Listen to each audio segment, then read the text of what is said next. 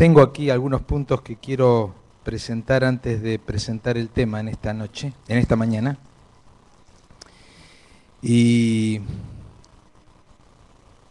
el primero es que dentro de unos meses, el mes de octubre, nosotros como iglesia cumplimos 60 años de vida y el sábado que viene vamos a hacer una encuesta donde va a estar los nombres de todos los pastores que fueron pastores de esta iglesia para que ustedes elijan a quién quisieran invitar para el 60 aniversario. Porque quisiéramos que en octubre el primer sábado predique un ex pastor de Morón y el segundo otro y así hasta el cuarto. Así que sepan que el sábado que viene vamos a hacer esta encuesta. El segundo tema es un tema de informe del Congreso de la Asociación General. Yo creo que hay varios que estuvieron prendidos a las transmisiones en vivo. Solamente me gustaría decir lo siguiente, hermanos. Voy a dejar el informe porque el tiempo ha ido y creo que este es el tiempo de la predicación de la palabra. De todas maneras, creo que hay que decir algo. Y esto es lo siguiente, hermanos, me da la impresión que aquí, después de las votaciones que se tomaron, no hay ni vencedores ni vencidos. O por lo menos debiera ser ese nuestro espíritu.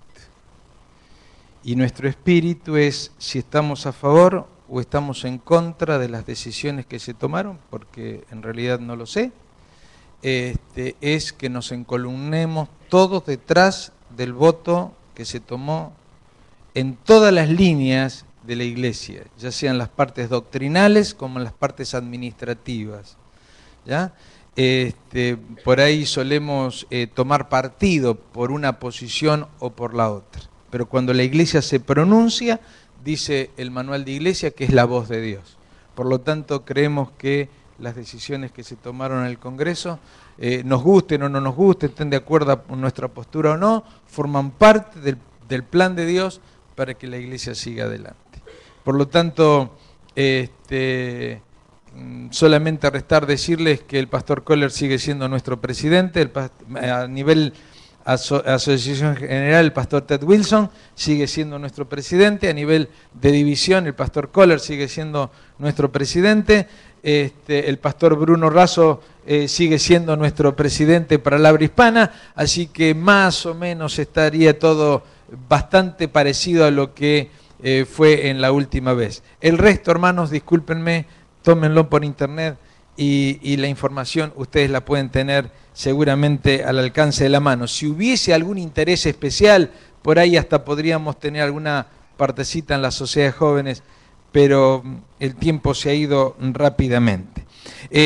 Hoy termina, hermanos, lo que es Reavivados por su palabra. Hoy nos tocó leer el último capítulo del Apocalipsis. Mañana comienza el nuevo Reavivados por su palabra, con un nuevo formato, con lecturas adicionales con el camino a Cristo, etcétera, etcétera. Nosotros ya estamos dentro de un grupo donde muchos de ustedes están. El que necesite alguna información adicional o se acerca a un servidor o a Cristian y nosotros les vamos a mandar por email los links para que ustedes puedan loguearse y puedan mantener el material que necesitan para seguir con el Reavivados por su palabra. El tercer punto, o cuarto punto, es que el sábado que viene el pastor Iván Samosluc. Él va a cerrar, por así decirlo, nuestro seminario de las 40 madrugadas. ¿Está bien? Así que estamos tratando de que él se quede todo el día y tenga algún tipo de seminario a la tarde para ayudarnos un poquito en esto, así que hagan planes también para el sábado que viene. Nos acompaña el pastor Iván Samosluc. Y como es una alegría tenerlo a Fernando aquí, solo que Fernando no estuvo en el Día del Anciano, así que Fernando, pasá, y queremos hacerte entrega del regalo que le hicimos a todos los ancianos. ¿Ya estabas enterado de esto? ¿Nadie te había dicho nada? Bueno, entonces es una sorpresa. Lo queremos poner en tus manos, una preciosa Biblia, que es la Biblia Andrews. La lectura ya la hicimos en público, solamente el cariño de los hermanos, son ellos los que te obsequian, te hacen este obsequio y que disfrutes del estudio de la palabra del Señor. Sarita no se sentía bien hoy. Vamos a orar por ella entonces. Simplemente decirle de que en el viaje que tuve se me quedó la Biblia que siempre uso y dije necesito una Biblia para hoy. Y me fui a buscar una Biblia, dije, yo tengo una Biblia que me regalaron una vez. Y vos viste la Biblia que agarré, la que me regalaste en el 2013, así que es la Biblia del anciano. La verdad que es una linda sorpresa, me gusta estudiar la palabra de Dios y creo que me viene muy bien. Les agradezco, hermano, una vez más, porque sé que detrás de todo esto también están ustedes. Bien. Dios te bendiga. Esto para que la guardes ahí. ¿Ya? Bien, hermanos. Si ustedes me permiten, vamos a empezar con la exposición de la palabra del Señor.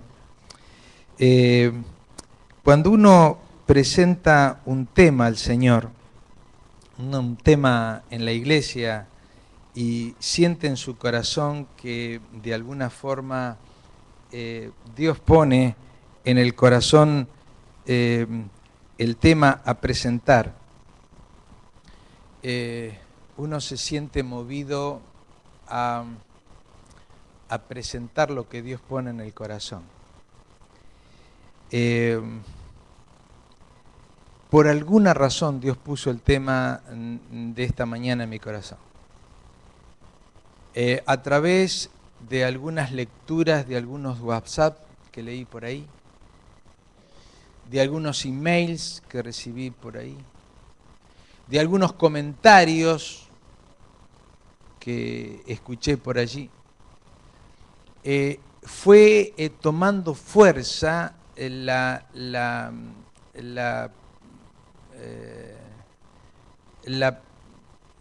confección de este tema en beneficio de algunos conceptos que andan dando vueltas por allí. Por todo esto que recibí de distintas partes, en visitas, en emails, en WhatsApp, en emails, estuve percibiendo, hermanos, que algunos están minimizando la ley de Dios. Están minimizando la ley de Dios. Como que sí, que la ley de Dios está bien, que guardemos, pero no hay que ser tan estricto a la hora de cumplir con la ley.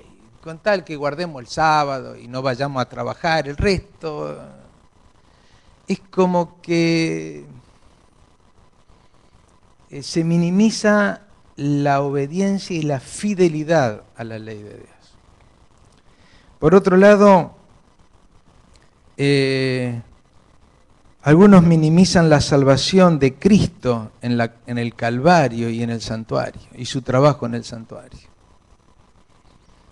Todo esto lo he recibido en distintos comentarios, por eso digo, todo esto dio lugar a la presentación de lo que voy a presentar en esta mañana. Otros minimizan la relación interpersonal y el amor de Cristo, o sea, Dios es amor, Dios todo lo perdona, Dios es un Dios que pasa por alto nuestras deficiencias y en realidad no es tan importante que seamos tan fanáticos en cumplir con lo que dice las Sagradas Escrituras. Y por allí algún otro comentario diciendo que, bueno, hermanos, nosotros vamos a ser pecadores hasta que Cristo venga. Y recién cuando Cristo venga, Él nos va a limpiar y ahí no vamos a pecar más. O sea, todos estos comentarios dieron lugar al tema de esta mañana. Entonces, tiene un porqué. Y les cuento esto porque esto generalmente no se dice en una exposición de un tema, pero hace un porqué y me parece que como pastor tengo que de alguna forma ayudar a aclarar algunos conceptos que hay en la mente de algunos para que no seamos llevados de un lado al otro por conceptos o doctrinas que no son las que sostiene la Iglesia Adventista. Yo quisiera invitarlos, hermanos, a que abramos nuestra Biblia en Apocalipsis el capítulo 11. Y allí va a comenzar nuestro tema.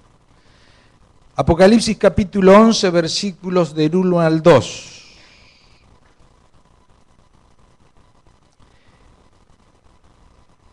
Y dice, entonces me fue dada una caña semejante a una vara de medir. Y se me dijo, levántate y mide el templo de Dios y el altar y a los que adoran en él. Pero el patio que está fuera del templo, déjalo aparte y no lo midas, porque ha sido entregado a los gentiles, y ellos hollarán la ciudad santa 42 meses. Lo primero que resalta al leer Apocalipsis capítulo 11, versículos del 1 al 2, lo primero que resalta a la vista cuando empezamos a buscar algún tipo de interpretación a este texto, es que se refiere claramente y tiene clara fundamento este texto en las profecías del Antiguo Testamento. Cuando nosotros vemos en la antigüedad en Ezequiel, por ejemplo, Ezequiel capítulo 40, versículo 3, y Zacarías capítulo 2, encontramos que tanto Ezequiel como Zacarías contemplaron en visión a un varón que tenía en la mano una vara o un cordón para medir, y se le indicó a estos dos profetas, o a este varón donde vieron la visión, que habían recibido la indicación o la orden de medir. Y allí es donde debemos, me da la impresión, comenzar el estudio de esta mañana, porque hoy no es un sermón, hoy es un estudio bíblico sobre un tema específico. Prestemos atención en primer lugar a las visiones del Antiguo Testamento, pues en ellas encontramos una clave para entender Apocalipsis capítulo 11, versículos 1 y 2. En el momento de dar la visión Dios al profeta Ezequiel, el templo de la ciudad de Jerusalén estaba en ruinas. Y la posibilidad de su restauración, de la restauración de todo lo que implicaba el templo y sus funciones, parecía ser muy remota o lejana. Nabucodonosor, rey de Babilonia, después de tomar la ciudad y después de destruir el templo y destruir la ciudad, en realidad lo que hizo fue interrumpir no solamente la morada de los que habitaban en Jerusalén, sino también había interrumpido el servicio del continuo, que se realizaba en el santuario y que se celebraba allí para perdón de los pecados de todos los israelitas. Esto le puso la mano encima al templo y al santuario Nabucodonosor, ¿rey de qué? Rey de Babilonia. Perfecto. Aquel que dijo Babilonia. Perfecto. Muy bien, así siguen los chicos. En el momento de darse esa visión y que el templo ya estaba destruido, no se olviden que Nabucodonosor no solamente destruyó la ciudad, destruyó el templo, sino que trajo a otros cautivos de otras partes del imperio y los puso a vivir en Jerusalén. O sea, les entregó la ciudad santa y el santuario a los gentiles. Esto es anecdótico, pero es interesante esta parte. Cuando Zacarías, el otro profeta, empezó a dar sus profecías, habían pasado ya algunos años y un pequeño remanente había vuelto a la ciudad de Jerusalén y estaban tratando de organizarse para construir la ciudad y el templo, pero hasta ese momento no lo habían logrado. La construcción del santuario estaba paralizada y no había vislumbre de que eso se pudiera realizar por sus propias fuerzas. El propósito de Dios al dar estos mensajes, tanto el de Ezequiel como el de Zacarías, era el de infundir valor y ánimo a su pueblo, pues la medición del templo constituía una promesa cierta de la restauración. Los hebreos podían entender que si Dios, el ser del universo, estaba preocupado en la restauración, ellos no podían perder las esperanzas porque Dios iba a llevar adelante la restauración con las fuerzas que tenían y aún con la capacidad económica que tenían. Dios iba a intervenir y ellos no podían perder su esperanza. Y teniendo en mente el significado de estas visiones del Antiguo Testamento, volvamos a Apocalipsis capítulo 11, versículos del 1 al 2, para preguntar si aquí también, en Apocalipsis capítulo 11, versículos 1 y 2, si también aquí se está enfatizando una restauración del templo. Por supuesto que el templo, a medir, en este caso no podía ser el de Jerusalén. De paso, el templo de Jerusalén no existe. Tiene que ser, indudablemente, el templo descrito en Apocalipsis 11:19, que habla del templo en el cielo, donde también hay un santuario. Y su restauración tendría que ser un proceso no terrenal, sino un proceso celestial. Pero antes de aceptar esta conclusión, debemos preguntarnos, ¿en qué sentido el santuario celestial podría necesitar una restauración?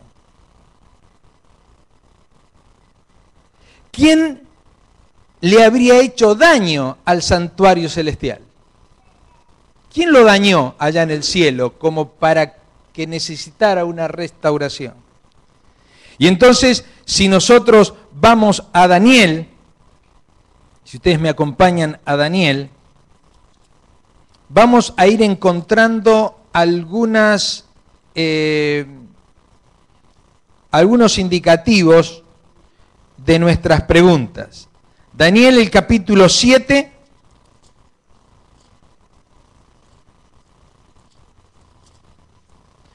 versículo 25. Y hablarán palabras contra el Altísimo, y a los santos del Altísimo quebrantará, y pensarán cambiar los tiempos y la ley, y serán entregados en su mano hasta tiempos y medio tiempo. Una segunda profecía registrada está en Daniel capítulo 8, y del capítulo 8 solamente voy a leer el 11, donde dice, y se engrandeció hasta con el príncipe de los ejércitos, o sea, Cristo, Jesucristo. Y por él, o sea, por el cuerno pequeño, fue quitado el continuo. El continuo era el nombre que le daban los judíos a todo el sistema de ritos practicados en el santuario para obtener el perdón de sus pecados. Y que se realizaba en forma continua y diaria, por eso la palabra continua. ¿Sí? Y su lugar, y el lugar de su santuario fue echado por tierra. Ustedes nunca deben olvidar que el santuario en la tierra era el antitipo del tipo que estaba en el santuario celestial, o sea, era un modelo igualito al que estaba en el cielo. Y que lo que se realizaba en la tierra automáticamente era representado por lo que pasaba en el cielo. ¿Vamos bien hasta aquí? Perfecto. En el análisis de la profecía de la iglesia de Pérgamo, Apocalipsis capítulo 2, versículos 13 al 15, y yo sé que hay algunos que toman nota, incluso está registrado por el video que después ustedes pueden subir desde sus casas, en el análisis de la profecía dada a la iglesia de Pérgamo, vemos la manera en que en esa época, en la época de la iglesia de Pérgamo, entraron a la iglesia una serie de errores que dañaron la pureza de la fe y dañaron la enseñanza de Cristo específicamente en el santuario celestial. Uno de ellos tiene que ver con el tema que estamos tratando. Y mediante la institución de un falso sistema de adoración, las autoridades religiosas, simbolizadas por el cuerno pequeño, se engrandecieron contra Cristo mismo, intentando ocupar el lugar de Cristo en el santuario celestial. Ocupando el lugar de Cristo como intercesor en el continuo celestial. Y segunda de Tesalonicenses,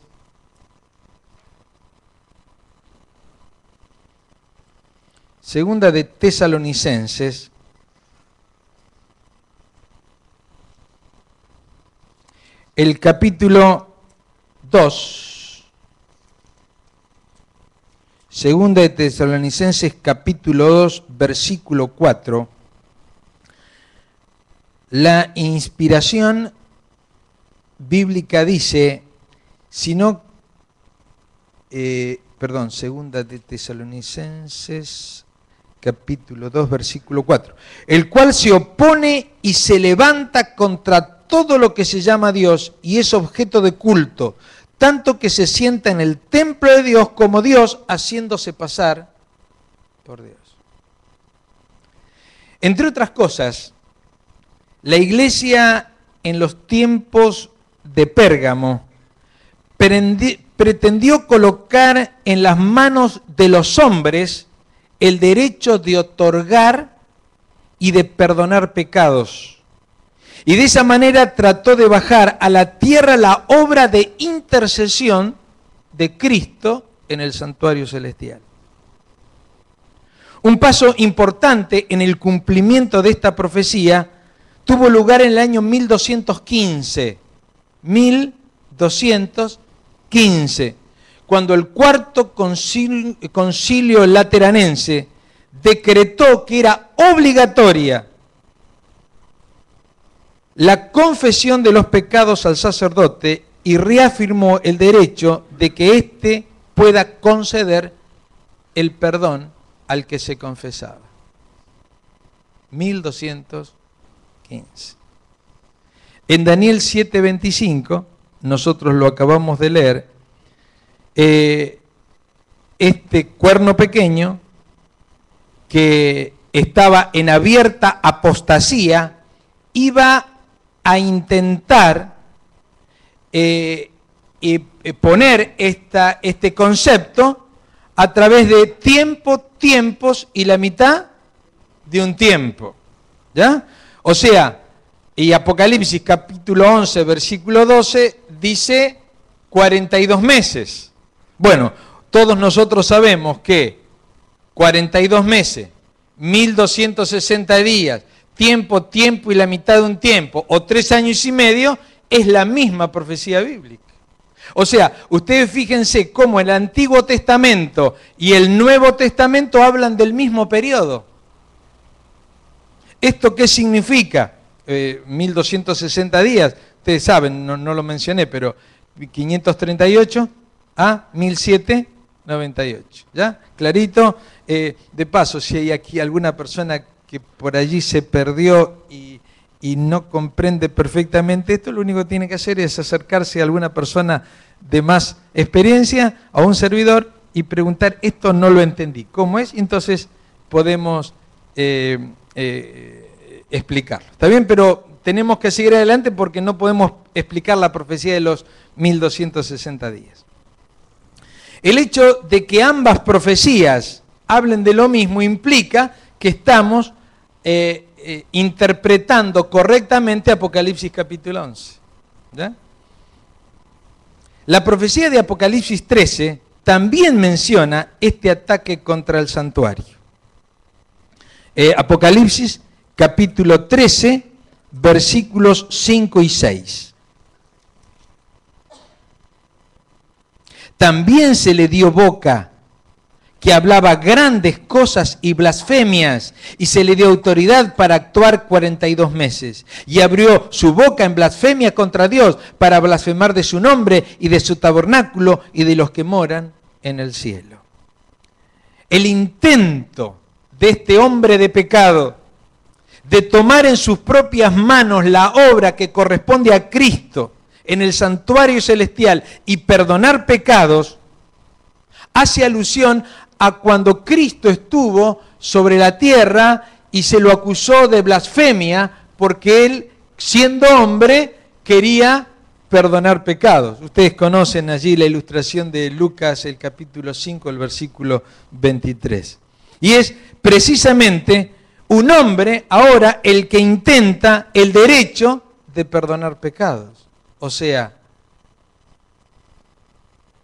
si antes era blasfemia, ahora también. Pero hay otro sentido más que el enemigo de Dios ha difamado del santuario y del nombre de Dios.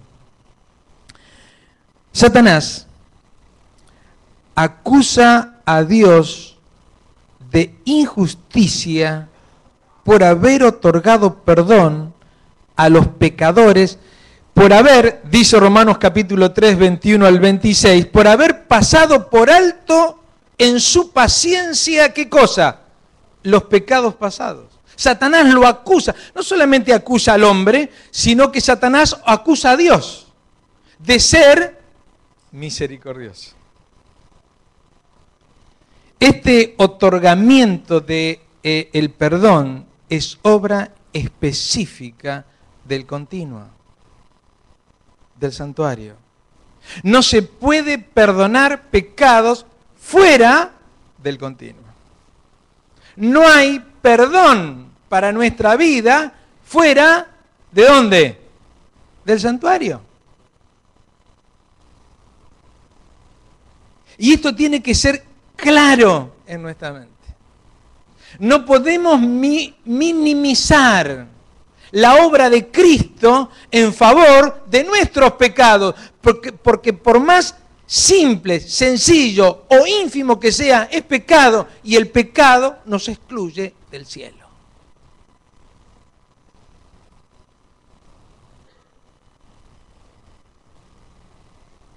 Pregunto, ¿fue ínfima el comer una frutita en el Edén? ¿Fue ínfima? Miren qué ínfima que fue y miren dónde estamos. Por lo tanto, no es ínfima el obedecer o no obedecer. No es una cuestión simple. No es que, no, Dios es amoroso, Dios, sí, Dios lo es. Yo no estoy hablando ni quiero poner en duda el amor de Dios en la mente de ustedes. Pero Dios no pasará por alto nuestras negligencias. Para Dios es claro el pecado y Él lo odia con todas las fuerzas de nuestro corazón. No al pecador, pero sí al pecado. Porque el pecado trajo sobre los seres humanos la decadencia en la que estamos.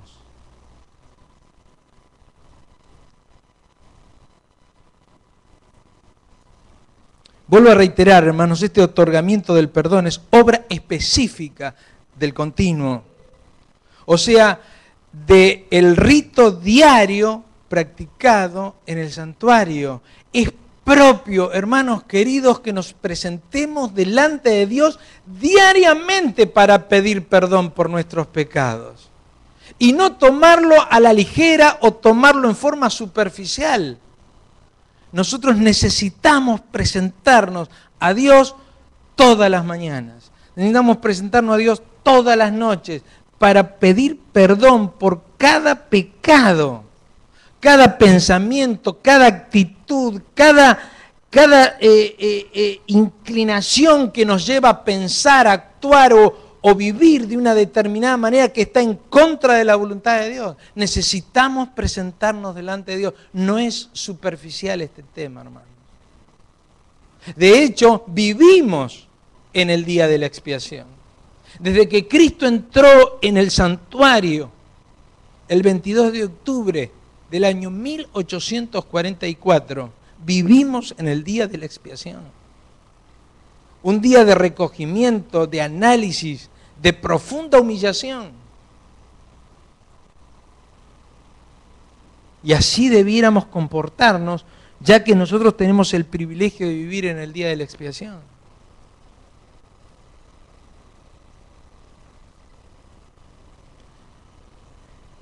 La Biblia nos presenta una vislumbre de esa actitud en una visión en la cual se ve al sacerdote Josué, el sumo sacerdote en tiempos de Zacarías, el cual estaba delante de Jehová. Ahí en Zacarías el capítulo 3, el versículo del 1 al 4, dice, dijo Jehová a Satanás, Zacarías 3, 1 al 4, Jehová te reprenda, oh Satanás, Jehová que ha escogido a Jerusalén te reprenda. ¿No es este tizón arrebatado del incendio?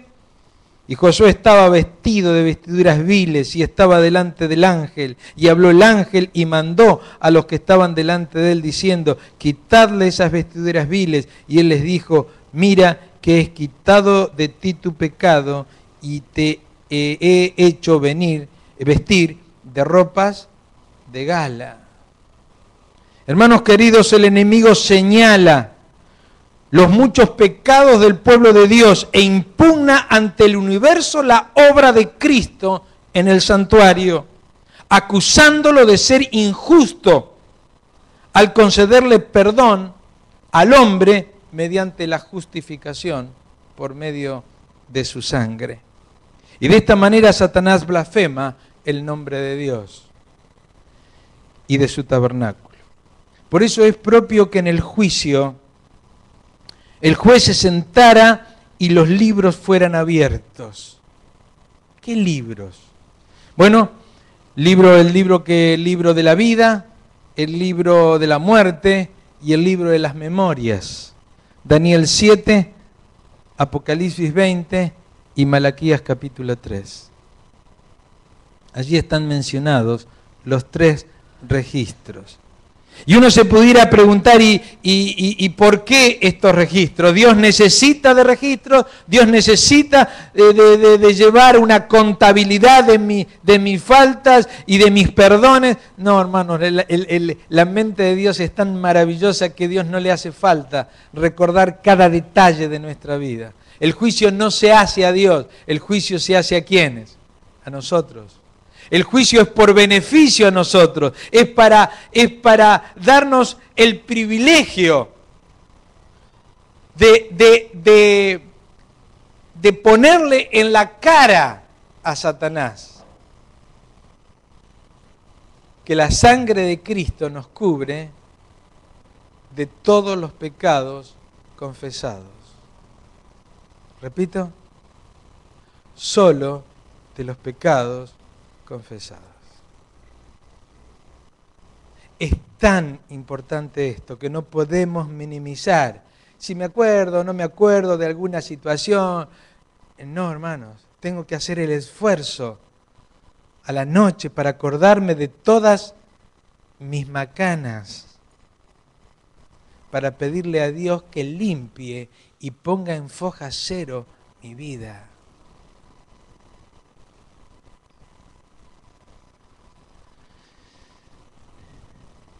El juicio es para beneficio nuestro.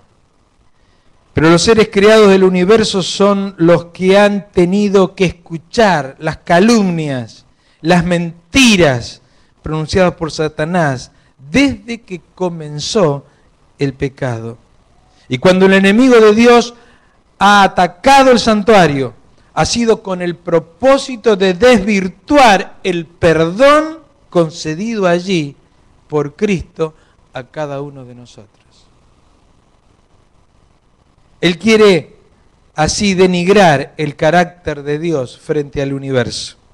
Por esto Dios lleva un registro de pecados y por esto celebra el juicio abriendo esos registros frente a los testigos del universo, que son millares de millares y millones de millones.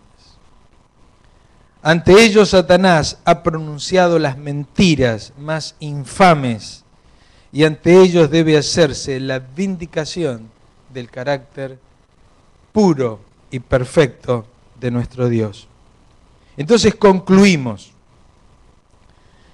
que la misma manera en que el símbolo o la figura de la mediación vista por los profetas del Antiguo Testamento señaló la restauración literal del templo de Jerusalén, Apocalipsis capítulo 11 nos muestra claramente que la vindicación y la restauración del santuario celestial es algo que se está produciendo en este momento en el cielo y que nosotros debemos entenderlo como tal. ¿De qué manera será realizada la restauración del santuario en el cielo? Las profecías de Daniel 7 y Daniel 8, que predicen el ataque de Satanás al santuario, aclaran que la restauración será realizada mediante un juicio. Hasta 2300 tardes y mañanas y el santuario será purificado, será vindicado, será restaurado a su pureza más plena. Y como una reparación por la blasfemia y los daños durante los 1260 años de un poder apóstata que está allí escrito en Daniel 7, 25 y 26. También hay una vindicación, hay una restauración de la pureza en la vida de los adoradores. En otras palabras, la mediación del templo de Apocalipsis capítulo 11, 1 y 2 señala el juicio celestial, el cual comenzó el 22 de octubre del año 1844. Pero ¿de qué manera el juicio puede constituir una restauración para el santuario? En primer lugar, el juicio constituye una restauración y de eso no debe quedar dudas. El santuario limpio fue ensuciado, manchado, mancillado por los pecados del ser humano y tiene que volver a estar limpio, a restaurado a la pureza original. Porque el juicio de Cristo realiza la vindicación del santuario. Cristo mismo es el Cordero y es el juez. Esto se ve en el Yom Kippur, o día de la expiación. Los ritos del Yom Kippur, el día del perdón, restauraban la justificación y la vindicación del continuo. O sea, del ministerio perdonador de Cristo durante todo el año, porque en ello se comprobaba la sinceridad y el arrepentimiento genuino y cabal del participante. A ver, hermanos queridos, un perdón pedido sin sinceridad no es perdón. No es pedido de perdón. ¿Se entiende? Señor, perdona todos nuestros pecados. No es pedido de perdón. O perdona todas las ofensas que cometimos hoy. No hay un estudio, un escrutinio, un una evaluación de mi vida que me lleve a caer arrepentido a la noche y decirle, Señor, perdón, perdón. Si no hay un arrepentimiento cabal y genuino, no hay obra que Cristo pueda restaurar en el cielo. Por eso no podemos minimizar nuestra vida diaria como si todo estuviese bien. Y de esta manera, al llegar a la sinceridad, Dios perdona el pecado, limpia y purifica nuestra vida y nos da la paz y la tranquilidad que nos permite avanzar un día más. Un día más.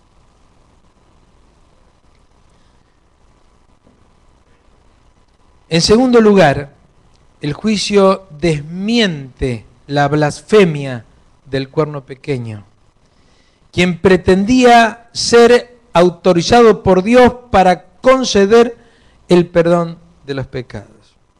Dice Apocalipsis capítulo 5, versículo 1, ni en el cielo, ni en la tierra, ni debajo de la tierra fue hallado alguno digno de presidir el juicio, sino solo el Cordero inmolado. El único que tiene autoridad para perdonar nuestros pecados es Cristo. El único que tiene la autoridad de entrar en el Santísimo y realizar las obras del continuo es Cristo nuestro Señor. Hermanos queridos, así como en el Antiguo Testamento Ezequiel y Zacarías se referían a la restauración física del templo literal, del santuario y del restablecimiento de todos los ritos para la expiación y el perdón de los pecados del pueblo, en la visión de Apocalipsis capítulo 11, versículos del 1 al 2, se predice la restauración y vindicación del templo celestial después de los ataques de la Babilonia religiosa. Ya lo leímos en Daniel capítulo 7, versículo 8, en segunda de Tesalonicenses, en Daniel capítulo 8, etcétera, etcétera. Y debido a este significado encontramos un elemento todavía adicional que quiero compartir con ustedes en los simbolismos del Apocalipsis, o sea, un elemento que no se ve en las visiones del Antiguo Testamento de Ezequiel y de Zacarías, pero que sí se ven en el Apocalipsis. Y esto es parte de un proceso del juicio celestial.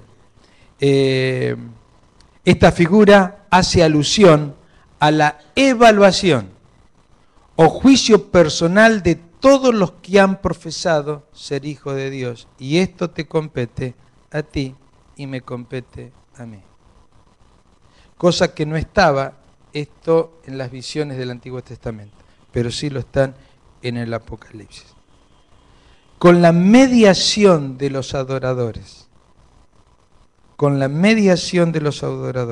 la obra del santuario es restablecida, es confirmada la autoridad del santuario celestial como el único lugar donde el pecado podía ser perdonado. ¿Esto qué significa? Tu intercesión en favor de otro encuentra su pleno significado en el santuario. Por eso hablamos de oración intercesora. ¿Se entiende? Porque si no, ¿qué sentido tiene? Cuando nosotros intercedemos a Dios por un hermano, por un hijo, por un conocido, por un desconocido, le damos validez a la obra de Cristo en el santuario celestial. ¿Amén? Amén. Hermanos queridos, me da la impresión que es hora de ser leales a Dios. Es hora que las tareas en el santuario se terminen. De hecho, están a punto de terminar.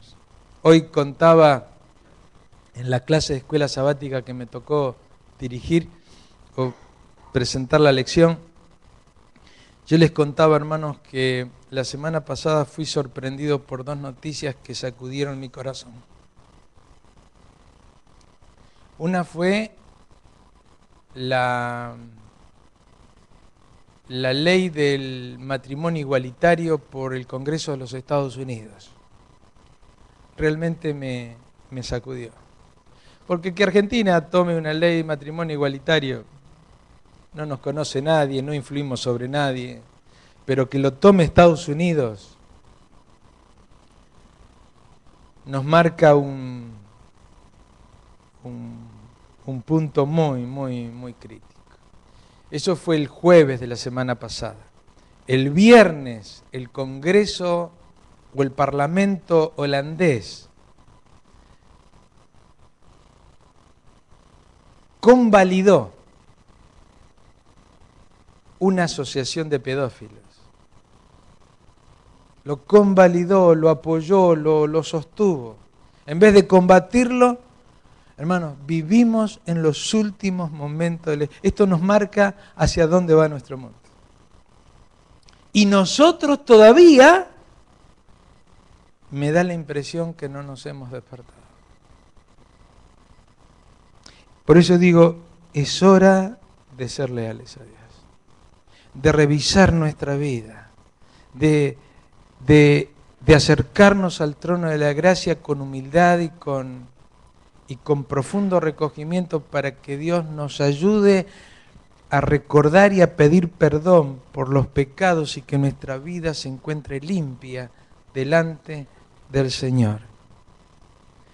Y no se olviden, hermanos, que el Señor no retarda su promesa, según algunos la tienen por tardanza, sino que es paciente para con nosotros, no queriendo que ninguno perezca, sino que todos procedan al arrepentimiento. Dios nos bendiga.